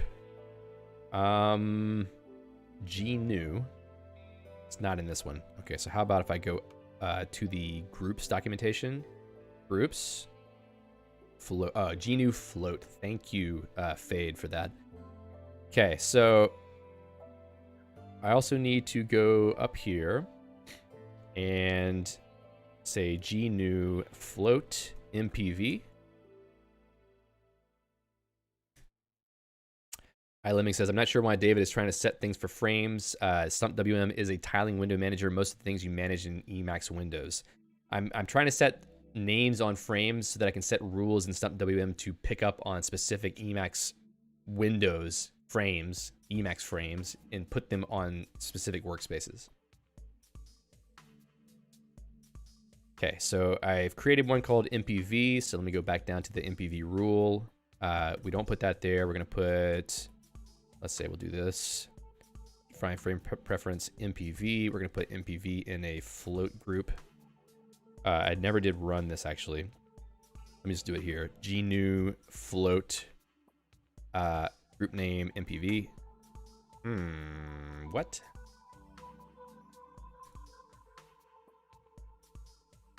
That's interesting.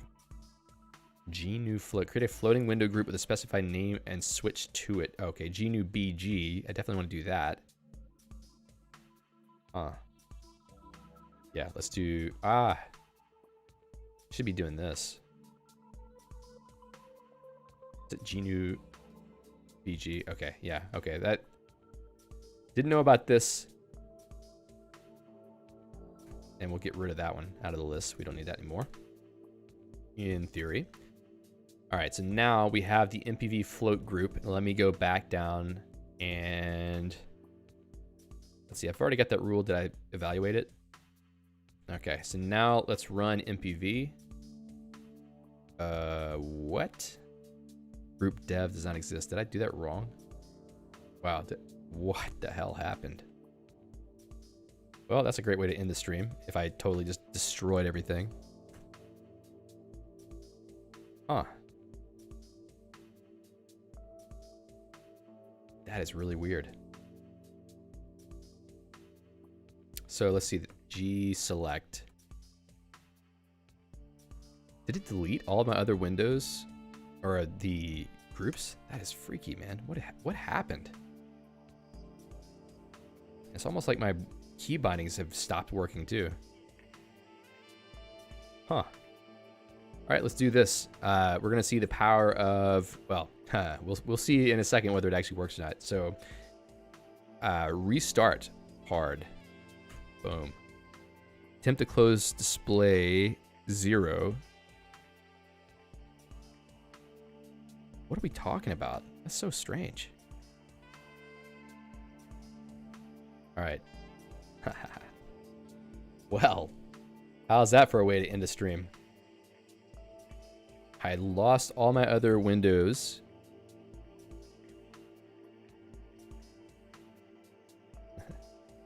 That's a lot of fun. Config is broke probably because of parentheses missing. Well, if that's the case, that's really unfortunate. It wouldn't surprise me, though. Let's actually try to get back into Emacs. Swell, this is something I've never seen before. Yeah, me either. So I said that it's nice to have a window manager that is more stable, and apparently that's not what's happening here. Is this like full screen? Or can I do... Oh, come on. Okay, things don't work the way they're supposed to. Why is this full screen? I'm going to kill it. Yes. All right, at least we're back here. You assume that it will end up working? Yeah. And this is...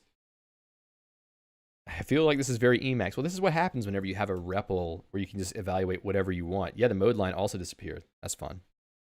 Let's see if I can get that back. Mode line. All right, that's back, but it's tiny. Oh.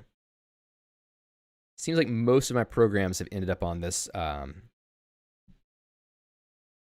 this workspace. So, whoops, I didn't mean to close that one. I was trying to hit tab. There we go. Ah, let's get out of here, MPV. You broke everything. Thank you for that. And then this one I can pop out again. Pop out chat. Let's do that. Okay, anyway, we did make some progress today, which is kind of great.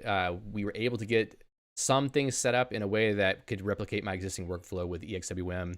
It's not perfect, but I think I could probably polish it into a state where I can get pretty comfortable using it for streams and videos. So I think when I'm not messing with the Stump configuration, it will be pretty rock solid for the things I'm trying to do. And I can not worry about killing Emacs and my entire stream at the same time. So I feel like it's going to be useful for that scenario, basically making it so that I can stream without worrying about anything. Hey, Elephant.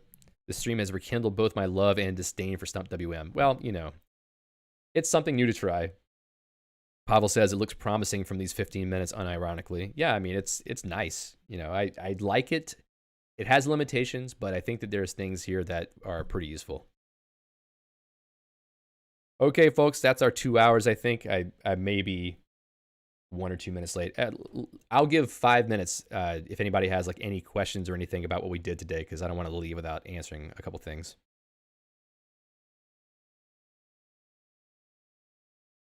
Let's see. I'm going to clear out some notifications here just in case anybody's bugging me. I think I also killed the music as well. Do I have an Emacs frame somewhere? No, don't think so. So super DE. It'd be nice to get pull requests into Stump from the System Crafters community. Yeah, it would be nice. If people are interested in contributing to StumpWM, maybe we can fix some of these things. I know that Gavin has been thinking about doing some stuff.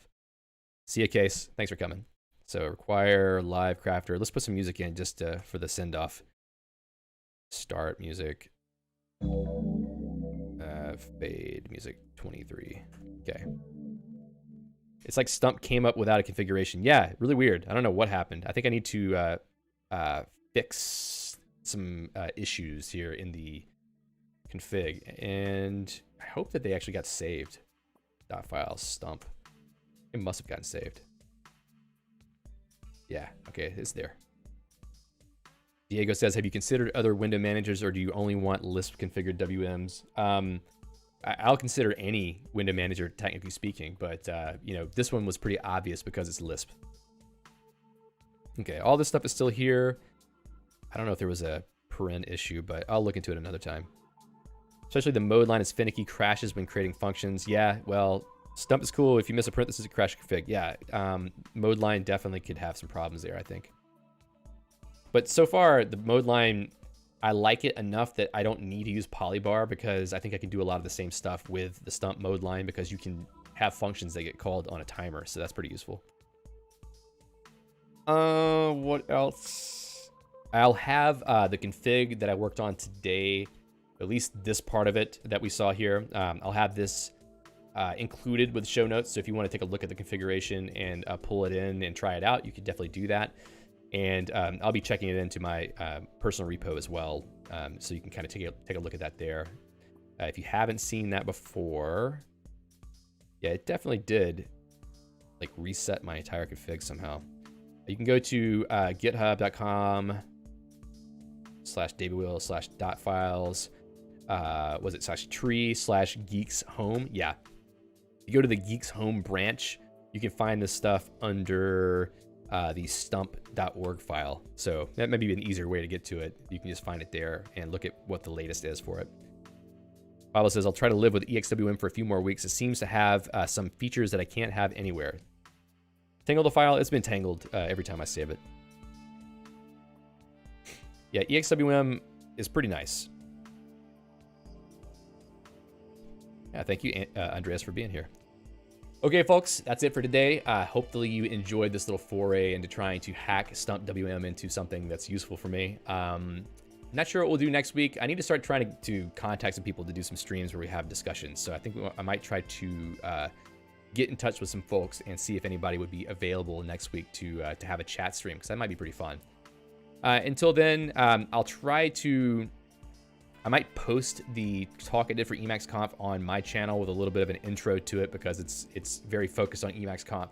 So I might try to upload that next week and see if people are interested in seeing it on the main channel. Mainly because it's on a separate channel right now, and there's a lot of people who probably see videos from this channel they see videos from this channel. They don't know that the Emacs Conf thing happened. So I will post it there just in case those people missed it. At least I caught the end of the stream, and the amusing part, it seems. Well, it always turns out that I end up crashing something at the 2-hour mark, so. JP says, do you think that org mode can be a replacement for Geeks Home? Well, I was basically doing that. I was templatizing my configuration with org mode, but now I'm switching somewhat to Geeks Home to do the same thing. All right, folks, thanks so much for being here today. I really appreciate all the feedback and the interaction and the help, as always. And until next time, thanks so much for watching. Happy hacking. We'll see you. Now you'll get to see behind the curtain while I try to find OBS and shut the stream down. All right, see ya.